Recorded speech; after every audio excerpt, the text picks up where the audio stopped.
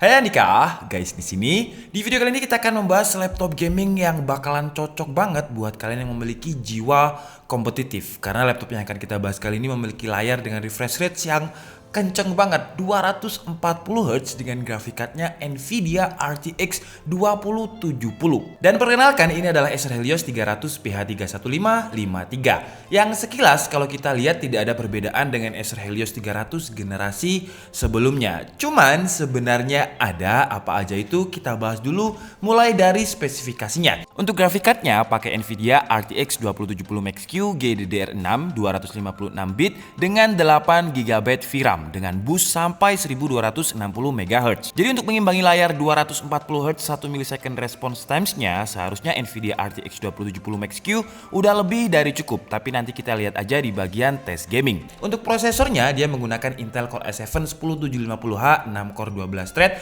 dengan boost clock sampai 5 GHz. Dengan 12 MB smart case. Untuk memori RAM-nya 16 GB DDR4 dual channel, jadi 8 GB yang masih bisa di-upgrade karena tidak ada RAM yang onboard. Kemudian untuk storage-nya udah pakai SSD tentunya dengan kapasitas yang lega banget 1 TB.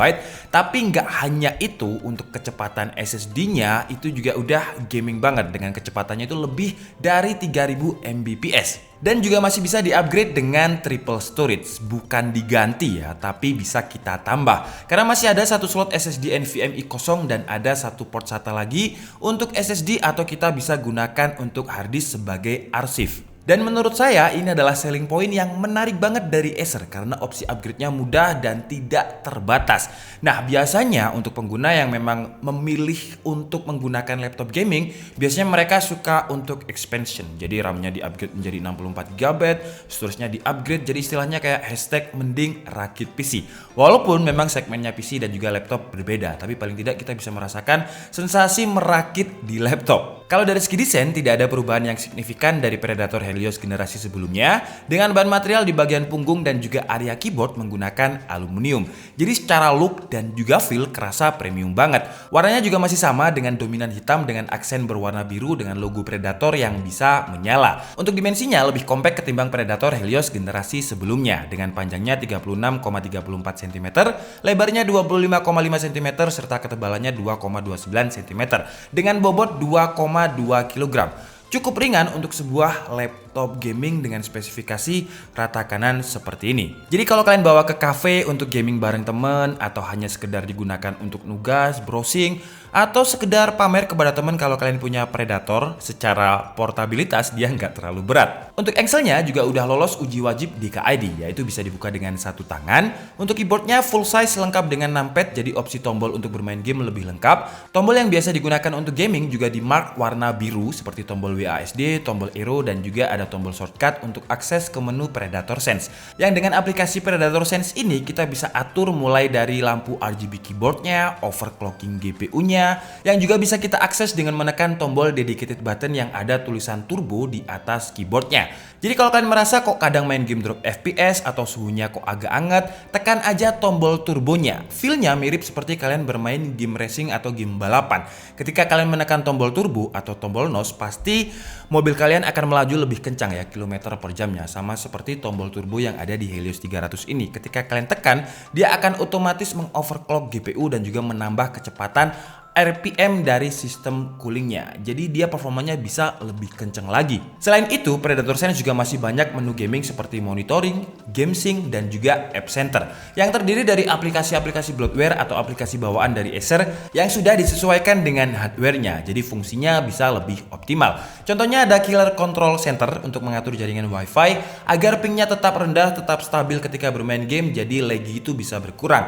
Dan juga ada driver DTS:X Ultra yang terdiri dari beberapa profile untuk audio speakernya. Kalau untuk kualitas suaranya lebih ke frekuensi high, jadi frekuensi rendah atau bassnya nggak terlalu kedenger. Tapi untuk sebuah laptop, it's okay lah. Kira-kira seperti ini suaranya.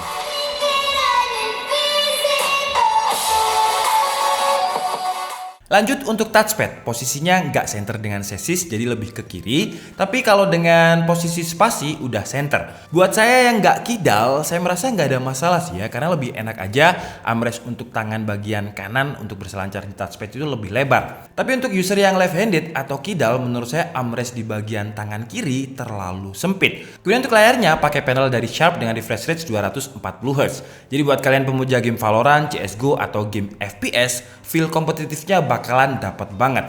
Mungkin kalau dari segi mata kalian tidak akan merasakan perbedaan antara 144Hz dengan 240Hz. Tapi ketika kalian bermain, gameplaynya itu beda, kerasa lebih smooth di 240Hz. Selain itu, layarnya juga memiliki color game mode yang cukup luas dengan sekitar 94% sRGB. Panelnya juga pakai IPS, bukan panel TN. Jadi untuk editing, entertainment juga masih nyaman banget.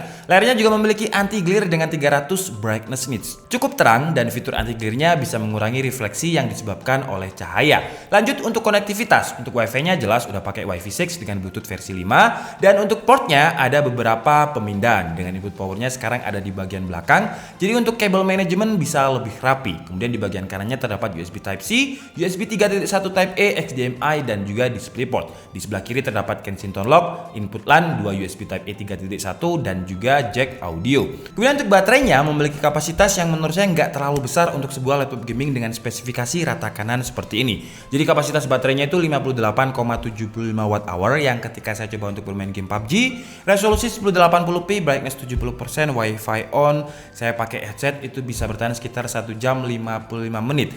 Tapi mengingat ini adalah laptop gaming, menurut saya sih wajar ya. Ya standarnya laptop gaming lah untuk kapasitas baterainya. Apalagi untuk laptop gaming akan lebih ideal, akan lebih optimal kalau kita plugin atau kita colok pakai adapternya. Karena performanya bisa lebih optimal.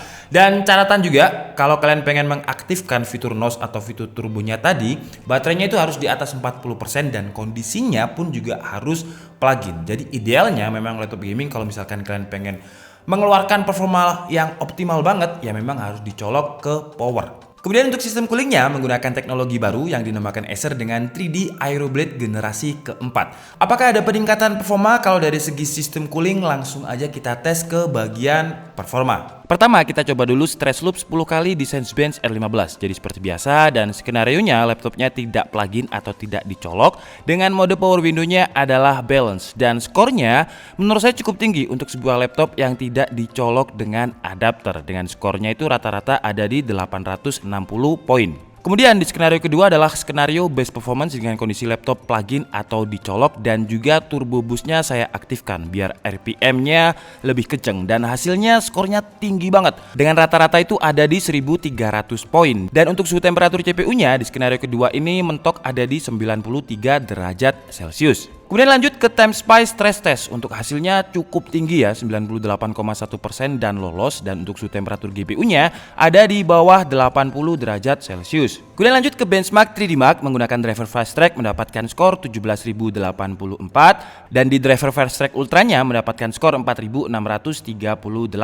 Dan sekarang waktunya kita tes gaming. Pertama kita coba dulu di game FPS atau first person shooter, game kompetitif, dan game pertama adalah game PUBG di settingan resolusi Full HD, grafiknya rata kanan atau ultra. Dan hasilnya bisa mendapatkan average FPS sekitar 120 sampai 150 FPS dengan suhu temperatur yang juga relatif dingin ya. Untuk suhu GPU-nya itu ada di bawah 80 derajat Celcius dan untuk CPU-nya ada di bawah 90 derajat Celcius. Lanjut ke game kompetitif yang lain yaitu COD Warzone dengan settingan yang sama, resolusi Full HD, grafiknya rata kanan dan average FPS-nya mendapatkan sekitar 90 sampai 100 FPS dengan suhu yang juga relatif sama dengan game PUBG tadi. Dan karena COD Warzone ini sudah support dengan ray tracing, jadi dengan Nvidia RTX 2070 Max-Q gambarnya bisa terlihat lebih natural karena refleks cahayanya bisa terlihat lebih real. Nah, buat kalian yang suka main game Valorant, kalian bisa merasakan sensasi untuk bermain di monitor atau layar 240Hz karena dengan settingan resolusi Full HD, grafiknya rata kanan, untuk Valorant bisa mendapatkan average FPS 190 sampai 250 FPS tergantung scene-nya. Tapi untuk FPS terendahnya itu ada di sekitar 180. Jadi masih oke banget untuk game kompetitif. Jadi sesuai banget dengan tagline-nya Nvidia, yaitu frames win games. Karena dengan frame rate yang tinggi, bermain game itu bisa lebih nyaman karena kerasa lebih responsif. Sekarang lanjut ke game AAA, dan game pertama kita pakai Assassin's Valhalla. Settingannya sama juga, resolusi Full HD rata kanan.